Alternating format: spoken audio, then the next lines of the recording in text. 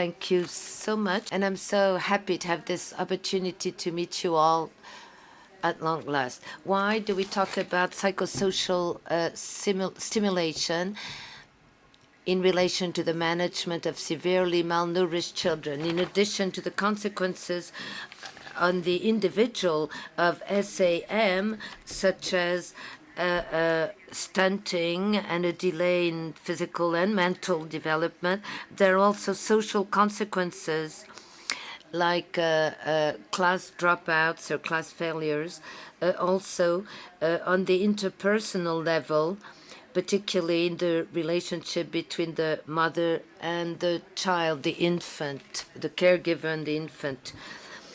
In the case of severely malnourished children, we see also degradation of the mental health with depressive episodes or anxiety. And it's more difficult to take care of malnourished children because they're more lethargic and irritable. So that leads to a slow destruction of the emotional and link. Psychosocial stimulation refers to practices through which the children received physical stimulation through sensory inputs as well as emotional stimulation through loving, affectionate relationship. It can have benefits on the short and long term on the cognitive and social development, and it is mentioned in the treatment protocol of SAM at the Minister of Health. And yet, very few resources are allocated to that, although SAM prevalence in Koutiala in children aged 6 to 24 months is 2.6%. So ACF, Action contre la faim, developed an approach in which they integrate psychosocial stimulation into the standard treatment of SAM. They have this handbook, FUSAM, for follow-up of severe acute malnourished children. In this approach, 5 psychosocial stimulation sessions are proposed to the families of children with MAS. First, there is a session with the family, then with communication and playing with the infants, the babies. Third is about feeding and breastfeeding. Fourth, massaging, bathing, sleeping. And finally, sharing session with the whole family. We wanted then to evaluate the feasibility and acceptability of integrating psychosocial stimulation in the healthcare nutritional package. Our study was in 3 phases. First, we took stock of the situation, identifying key factors, norms, perceptions in relation to the nutritional status and development of infants. Second, we tailored the FUSAM handbook of ACF to the specific context in Mali. And finally, we implemented psychosocial stimulation with the families with children suffering from SAM, severe acute malnutrition. Now, we adapted the manual FUSAM based on the typical participatory action research. We had some 50 people with different profiles. We had an advisory committee, a broadened committee, and a select committee. We included local decision makers,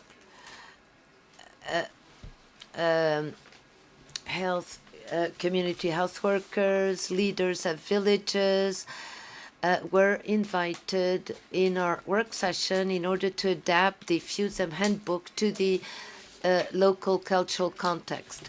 We worked on 2 community health centers supported by MSF, as well as in Koutiala Hospital. We included in the study children aged from 6 to 23 months that were followed up for SAM, and the caregivers had to be over 16. Now let's have a glance at the preliminary results. On this slide, you have the process of this participatory research action. We kept organizing hybrid meetings, and thanks to the support of Umar from the NGO Ahmed, who is here with us today, the moderator. He helped us a lot. This process led to three types of results, three categories of results. First, we adapted the FUSEM handbook, taking on board local practices and customs, like the way we greet people. We adapted all that. Recommendations on implementing the intervention, the committees took care of that.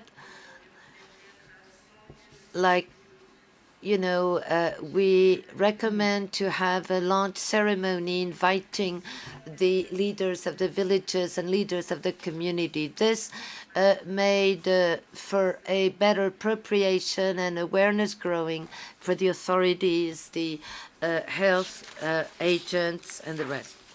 Phase 3 of the study, the intervention itself, it took place from February 6 to May 25th, 2023.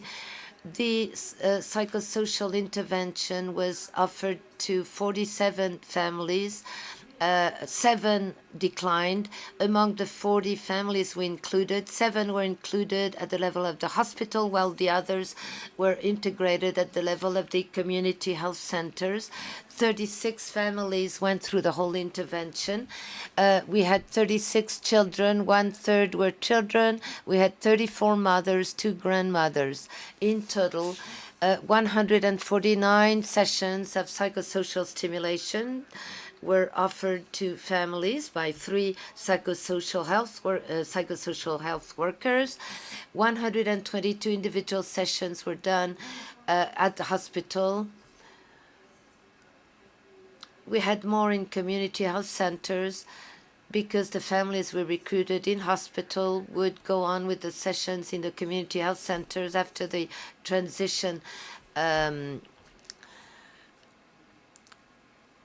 So we had 122 individual sessions and 27 group sessions with less than 3 families. We had a supervision with an online psychologist and trainer. Each family took 1 session per week during 5 weeks. The average duration per session was 59 minutes, and it went from 42 minutes from the first one to 58 for the last one, average being 59. It shows a growing interest for those sessions, and sometimes another member of the family in addition to the mother in 31 sessions. And now we're going to show you some preliminary results of 15 interviews we conducted with the mothers who had followed all the sessions. This shows the impact of the sessions on the mothers. They used to call the sessions causerie, like where you chat. So this is the perception of the mothers, improvement of the health of the child, more awake, more energetic, more social, more autonomous, sleeps better. Also, in the attitudes, interest involving the entourage, the child shows more interest, getting encouragement from the entourage, positive attitude of the entourage. Finally, mothers' empowerment, they acquire knowledge, positive effect on their well-being. They also feel more autonomous and they have more self-confidence, and this impacts the various levels of interactions shown in the circles. First, impact on the interaction of the child with her entourage. The mother was saying before the father wouldn't take time to play with his kid or her kid, and now they developed that playing routine. Also, positive impact on the mother-child relationship. The mother explains her feelings became more and more positive as she was following the sessions. When she started out, she had a high level of anxiety, and at the end of the intervention, she had more self-confidence in herself and the care she could provide to the kid. And then the impact on the mother and her entourage, including the transmission of knowledge. Mothers feel more positively,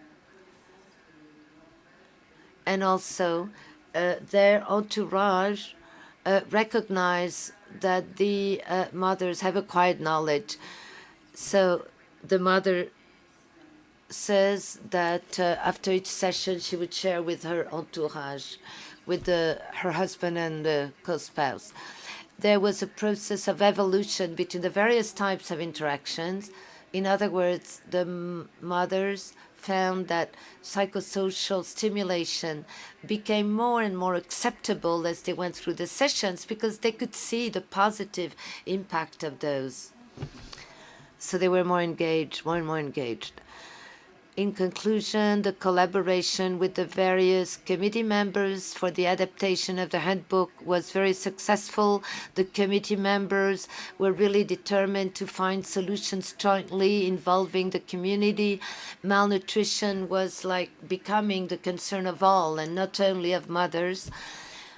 In terms of phase 3, feasibility, acceptability of the intervention, the results are quite encouraging, even though those are only preliminary results. So we continue working on and analyzing feasibility and acceptability. We continue having interviews with community health workers and key leaders. We are doing some advocacy with the authorities, and we will come up with a framework to reproduce this psychosocial stimulation intervention. Operational implication, the StimNut approach should be a systematic component of nutritional programs to support the cognitive and developments and well-being of malnourished children. From the bottom of our hearts, many thanks to all the people who took part in this study.